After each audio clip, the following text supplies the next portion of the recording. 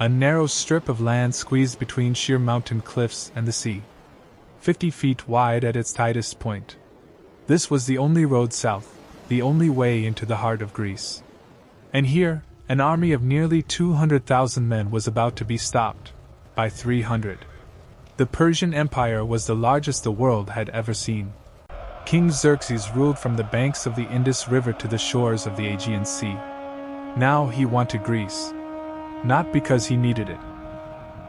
Because 10 years earlier, his father Darius had been humiliated at the Battle of Marathon, and Xerxes had sworn revenge in fire and blood. For 4 years he prepared. He built a bridge of lashed-together boats across the Hellespont so his army could walk from Asia into Europe.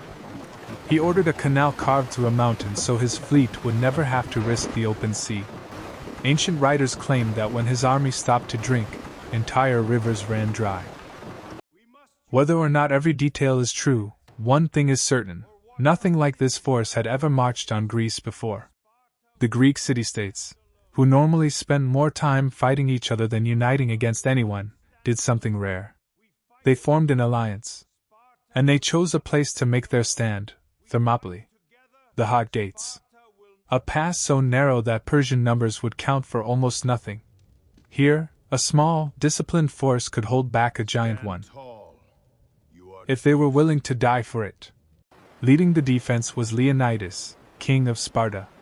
Spartan law allowed a king to take only 300 men to war. Leonidas chose them with care, not the youngest, not even the strongest, but men who already had living sons.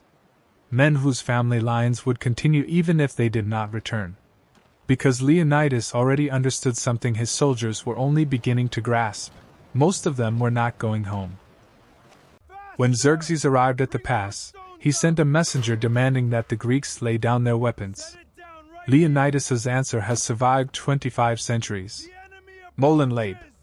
Come and take them. For 2 days, wave after wave of Persian soldiers tried to force their way through. The Spartans fought in tight formation, shields locked edge to edge, spears leveled forward. A wall of bronze that turned the narrow pass into a killing ground where Persian numbers meant nothing. Behind the Spartan lines stood thousands of allied Greek troops, rotating in to relieve them.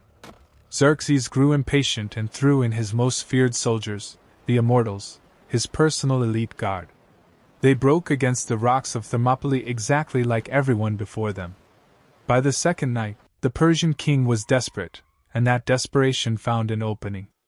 A local man named Ephialtes, seeking a reward, came to the Persian camp with information that would change everything. A hidden mountain path that curved around the pass and came out directly behind the Greek position. Leonidas learned of the betrayal before dawn on the third day. He faced an impossible choice: withdraw the entire army immediately and live to fight another battle, or hold the line long enough for the rest of Greece to prepare its defenses. He chose to send most of the allied forces home, to preserve them for the wars still to come.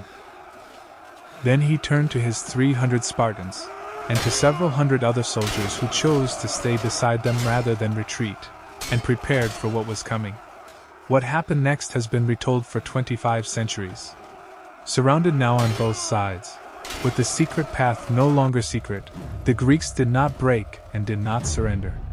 When their spears shattered against shields and bone, they kept fighting with swords. When the swords broke, they fought with daggers, with fists, with whatever remained.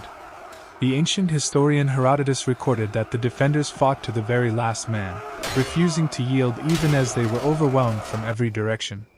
Leonidas fell in the fighting, and what followed was a brutal, desperate struggle simply to keep his body from Persian hands, a fight the Greeks ultimately lost as the final defenders were cut down.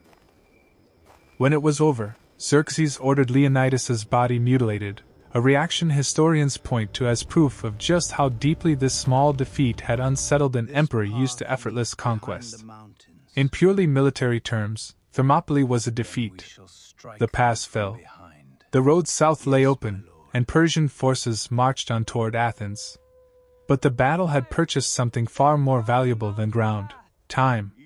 Time for Greek civilians to evacuate. Time for a navy to gather.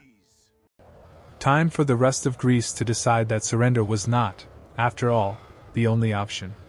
A few weeks later, the Greek fleet met the Persians in the narrow straits of Salamis and tore the larger force apart, turning superior numbers into a fatal weakness, just as Leonidas had done on land. The following year, the Greek army crushed what remained of the Persian invasion force at Plataea. The empire that had conquered half the known world was driven out of Greece for good, and never again would it seriously threaten Greek independence. Historians still debate the exact numbers, still argue over details that fade further with every passing century. But the meaning of Thermopylae was never really about how many men stood in that pass. It became the story of what a small, determined force can do against odds that should have made resistance pointless. Not because they expected to win, but because they understood that some lines are worth holding even when holding them costs everything you have. 25 centuries later, the name of that narrow strip of land between the mountains and the sea still means exactly one thing: the line you choose to hold, no matter the cost.